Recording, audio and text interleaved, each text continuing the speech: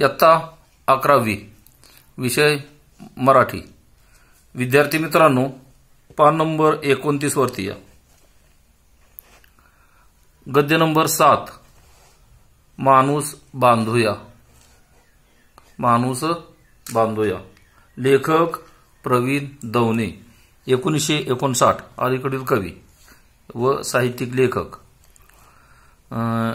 विद्यार्थ्यांनो, प्रथम आपण प्रस्तावना, पाठाची प्रस्तावना थोडीशी या ठिकाणी अभ्यासू। लेखक कवी, गीतकार, पटकथा लेखक व वक्ते म्हणून परिचित दिलखुलास, थेंबातले आभाळ, अत्तराचे दिवस, सावर रे, गाणारे क्षण, मनातल्या घरात, रे जीवना हे ललित लेखसंग्रह, तसेच रंग मेघ, गंध खुना, आरताचे लेणे, ध्यानस्थ, भूमीचे मार्दव हे कविता संग्रह प्रसिद्ध। प्रश्नपूर्व हा वैचारिक लेख संग्रह प्रसिद्ध।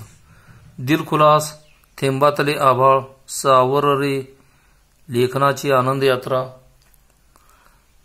वय, वादळ, विजांचं हे विशेष गाजलेले कार्यक्रम।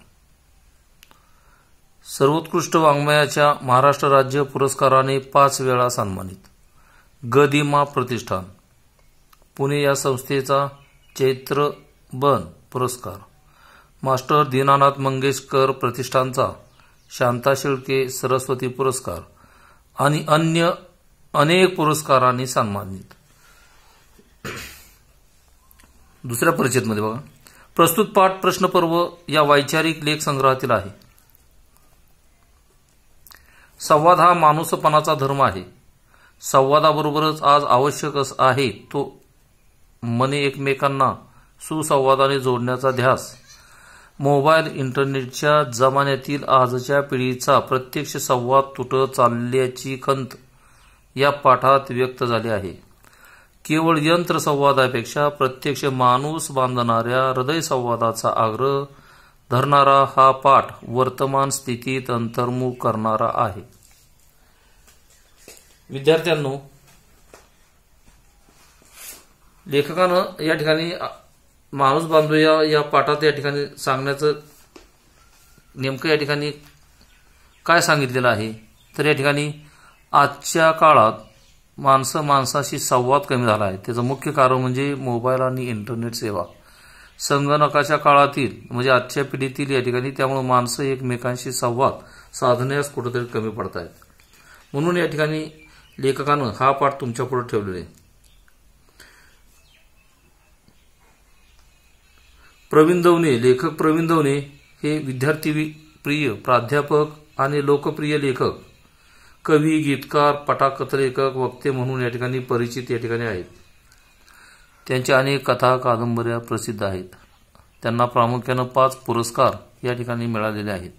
त्यातील या ठिकाणी गदिमा प्रतिष्ठानचा पुरस्कार, दीनानाथ मंगेशकर पुरस्कार, शांता शेळके यांचा पुरस्कार असे 5 प्रमुख पुरस्कार त्यांना या ठिकाणी सन्मानित झालेले आहेत। आजच्या काळातील असणारं चित्र तुमच्या पुढे या ठिकाणी सांगण्याचा प्रयत्न केलेला आहे। माणूस बांधूया, बांधूया म्हणजे एकमेकांशी संवाद या ठिकाणी बोलूया किंवा ठेवूया अशा अर्थानं। माणसं एकमेकांना या ठिकाणी कुठेही मनापासून जिव्हाळ्याची माणसं कवीला कुठं दिसत नाहीत। लेखकाला जिव्हाळा, प्रेम माणसांच्या मधून कुठेही दिसून येत नाही। म्हणून लेखकानं या पार्श्वभूमीवरती हा पाठ आपल्या पुढे ठेवलेला आहे। बघा, आता एक एक पाठ या ठिकाणी आपण पुढे परिच्छेद वाचून त्याचा कठीण शब्दांचा अर्थ घेत प्रामुख्यानं पुढे जाऊया। न बोलताही संवाद होणारा संवेदनशील काळ, मागं पडून आता खूप बोलूनही काळीज न ओलावणारा काळ आला आहे। कारणं अनेक आहेत, पण मला जाणवणारं मुख्य कारण म्हणजे माणूस मिथ्या, सोनं सत्य हे तत्वज्ञान आरपार बिंबवलं गेलं आहे। माणूस मिथ्या म्हणजे या ठिकाणी खोटं, असत्य अशा अर्थानं या ठिकाणी मिथ्या म्हणजे खोटं, असत्य असा त्याचा अर्थ घेता येईल।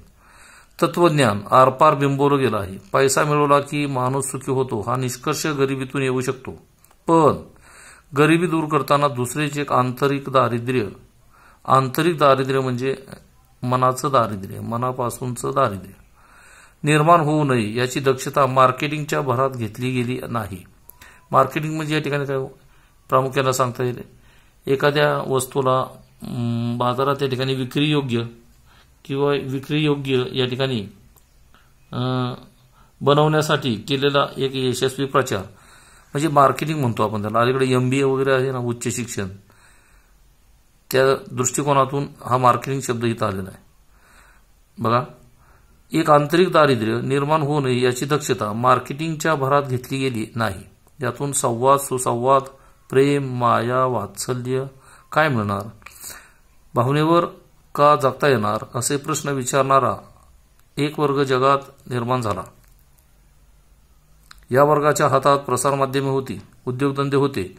सूत्रधाराने बाहुल्यांना खेळवावं त्याप्रमाणे ह्या मंडळींनी गेल्या 25 वर्षात साऱ्या जगाचं एका भव्य मॉलमध्ये रूपांतर केलं. जिथे पैसा बोलतो तिथं मन मात्र मुकं राहतं.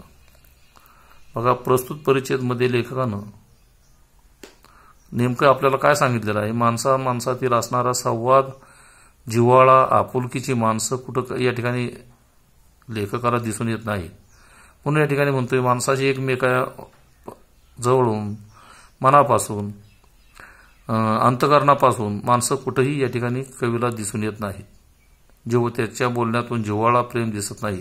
त्याचं एकमेव कारण म्हणजे इंटरनेट, मोबाईल याच्यामध्ये या ठिकाणी अलीकडील तरुण पिढी गुंतत चाललेली कवीला या ठिकाणी दिसते.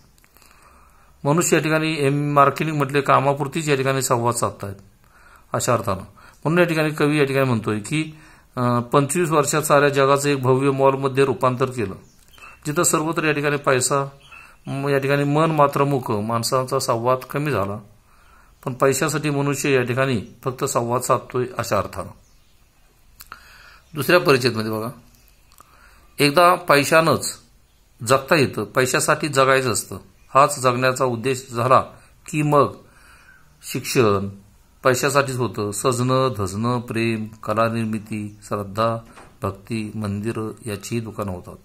मग दुकानातली भाषा खरेदी विक्रीचीच असते.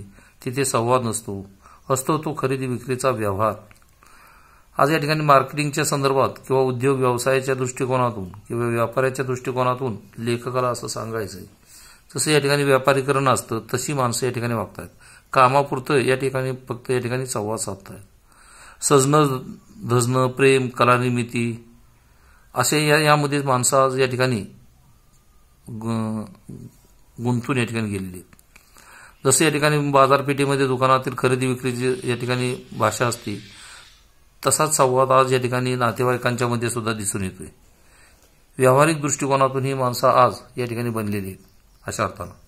बघा पुढं, हीच दुकानाची लागण बाहेरून आत सरकली. बघता बघता घरही अबोल झाली. अबोल म्हणजे न बोलणारे. वडील आई यांच्या स्पर्शातून जाणवणारं वात्सल्याचं उबदार घर आर्थिक हव्यासाच्या बुलडोझरखाली भुईसपाट झालं. न तिथं बांधला गेला नात्याचा एक चकचकीत काच माल. भुईसपाट होणं म्हणजे या ठिकाणी पूर्णपणे उद्ध्वस्त होणे. हा वाक्प्रचार या ठिकाणी आपल्याला विचारला जाईल. भुईसपाट होणं, पूर्णपणे उद्ध्वस्त होणं. लेखकाला असं या ठिकाणी सांगायचंय की या ठिकाणी माणसं, घराघरातील माणसं ह्या मोबाईलमुळं अबोल झाली, म्हणजे एकमेकांशी संवाद साधायची थांबली. आई वडिलांचा या ठिकाणी जिव्हाळा, प्रेम असणारी माणसं, एकेकाळी या ठिकाणी असणारी माणसं आज लेखकाला दिसत नाहीत.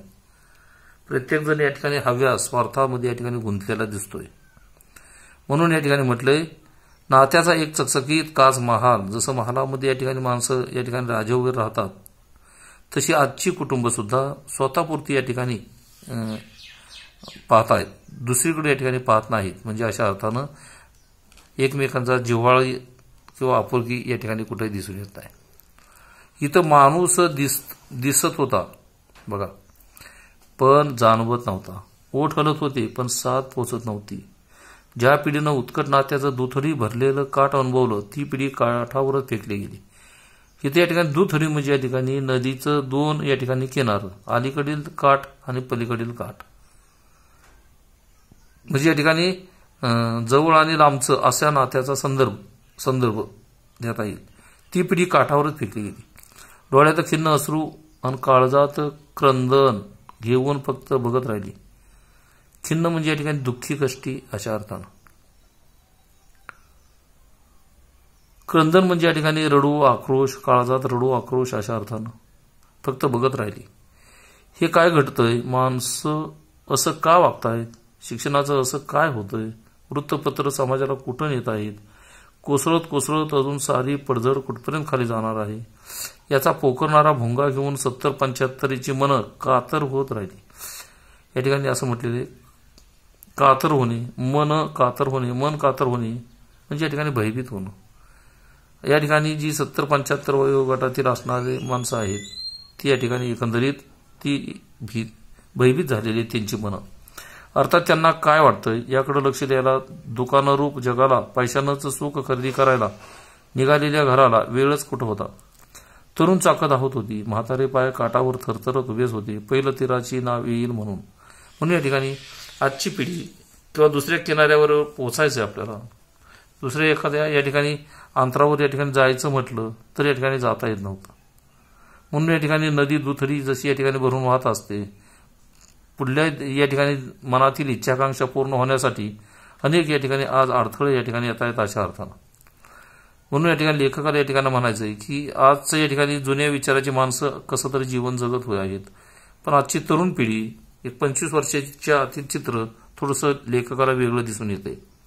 म्हणून या ठिकाणी लेखकांनी पाठाला शीर्षकच दिलंय की माणूस बांधूया, थोडंसं जिव्हाळा, आपुलकी, या ठिकाणी संवाद माणसाशी होणं गरजेचं आहे. ते कवीला आज समाजात किंवा लेखकाला समाजात कुठंही दिसून या ठिकाणी येत नाही. म्हणून या ठिकाणी म्हणते बघा, संवादाचं मूल्य तुडवणाऱ्या या काळात संविधानांचं निरोप समारंभ साजरे होऊ लागले. घरं, शाळा, मंदिरं ही समाजाची आशास्थानं होती. पण या काळात घरं म्हणजे 4 घटकांचा निवारा. पुन्हा पोटार्थी आकाशात उडून उडून थकून भागल्यावर टेकायला एक लॉज, एवढंच काय ते घर उरलं. वडील 6-8 महिने दौऱ्यावर घरात आले की सारखे फोनवर, आई कामावर घरी आली की सिरियल बघण्यात मग्न, मुलं पळताहेत या क्लासमधून त्या क्लासमध्ये, प्रश्नपत्रिकांचे गट्टे सोडवत. संवाद कुठला? फी भरायला पैसे हवेत, हॉटेलमध्ये जाऊया, पुष्कळ दिवसात चायनीज खाल्लेलं नाही, गदड्या इतकं पैसे ओतले तरीही 89% न्यूयॉर्कची सीडी आणायची, हे किंवा या चेहऱ्याचं वाक्य, याला संवाद कुठं दिसत नाही. या पॅरेग्राफमध्ये या ठिकाणी असंच सांगायचं बघा. प्रस्तुत या ठिकाणी परिच्छेदमध्ये या ठिकाणी असं लेखकाला या ठिकाणी सांगायचं आपल्या सर्वांना की या ठिकाणी आजच्या काळात किंवा आजच्या संगणकाच्या युगात प्रत्येक घरामध्ये ही अशी वाक्य या ठिकाणी कानावरती पडत आहेत. मुलं आणि या ठिकाणी वडील कुठेही संवाद दिसून येत नसेल. वडील सकाळीच या ठिकाणी लवकर नोकरीला घराबाहेर पडत असतील, संध्याकाळी मुलं झोपल्यानंतर या ठिकाणी वडील येत असतील. असं हे मोठ्या शहरातील जीवन तुमच्या पुढे असेल. फक्त त्यांचा संवाद या ठिकाणी एवढा चालत असेल, फी भरायला पैसे नाहीत, हॉटेलमध्ये जाऊया, चायनीज खाल्लेलं नसेल, इतके या ठिकाणी करून सुद्धा, इतके तुझ्यासाठी शाळेसाठी इतका पैसा खर्च करून सुद्धा 89 म्हणजे या ठिकाणी 89% या ठिकाणी पर्सेंटेज मार्क, हेच चित्र आज प्रत्येक घरामध्ये या ठिकाणी दिसतंय. म्हणून या ठिकाणी प्रत्येक विद्यार्थी सुद्धा संवाद या ठिकाणी वडील, आई, मुलगा यांचा संवाद सुद्धा कुठंतरी दिसून येत नाही. आपुलकी, जिव्हाळा असं कुठंही या ठिकाणी लेखकाला दिसून येत नाही. म्हणून प्रत्येक घरातील आजचं चित्र आपल्या सर्वांच्या या ठिकाणी कानावरती या ठिकाणी पडते. मुलं या ठिकाणी इकडून तिकडं अभ्यासासाठी सतत क्लासमधून या ठिकाणी इकडे तिकडे दिसत आहेत. वडील या ठिकाणी एकंदरीत कामावरून घरी आले की या ठिकाणी कुठंतरी या ठिकाणी सिरियल टीव्हीमध्ये या ठिकाणी मग्न होत आहेत. मुलांचा या ठिकाणी क्लासमधून असं हे चित्र सारखं या ठिकाणी दिसतंय. प्रश्नपत्रिका सोडवत आहेत. म्हणजे वडील आणि मुलांचा सुद्धा संवाद कुठंतरी भरपूर कमी पडतोय. म्हणून असं म्हणते बघा, न्यूयॉर्कची सीडी आणायची, हे किंवा या चेहऱ्याचे वाक्य, याला संवाद. विद्यार्थ्यांनो, पान नंबर 30 वरती या ठिकाणी बघा, ह्याला संवाद म्हणता येत नाही. आत्म्याची साध असते तो संवाद, ती नसेल तर तो गोंगाटच. गोंगाट म्हणजे गोंधळ. आत्म्याचं म्हणजे अंतःकरणापासूनचं या ठिकाणी जिव्हाळा, प्रेम कुठंही या ठिकाणी लेखकाला दिसून येत नाही. त्यासाठी लेखकाचं या ठिकाणी जाणीव या पाठातून असं सुचवायचं लेखकाला की कुठंतरी माणसांनी जिव्हाळा आपुलकी म्हणून संवाद साधला पाहिजे, तरच माणसाची या ठिकाणी मनं थोडीशी या ठिकाणी चांगल्या पद्धतीने या ठिकाणी कमी होतील, माणसाच्या अंतःकरणातील ताण तणाव यापासून अलिप्त राहतील. अशा अर्थानं आज या ठिकाणी या प्रस्तुत या ठिकाणी पाठाला शीर्षक या ठिकाणी दिलेले एकंदरीत प्रामुख्यानं बघा, माणूस बांधूया, म्हणजे या ठिकाणी एकमेकांशी संवाद साधूया अशा अर्थानं. विद्यार्थ्यांनो, आपण या ठिकाणी थोडंसं आज इथंच थांबू. आज याच्यामध्ये या पाठातील या ठिकाणी त्याच्यावरतीच उद्याच्या तासाला आपण या ठिकाणी कृती आराखडा या पॅरेग्राफवरती या ठिकाणी तो संवाद ती नसेल तर गोंगाटच इथपर्यंत या ठिकाणी आपण याच्यावरती कृती आराखडा या ठिकाणी याच्यावरती विचारू. या ठिकाणी उत्तरासह तुम्हाला या ठिकाणी थोडंसं उद्याच्या तासाला आपण तिची या ठिकाणी चर्चा करू. धन्यवाद.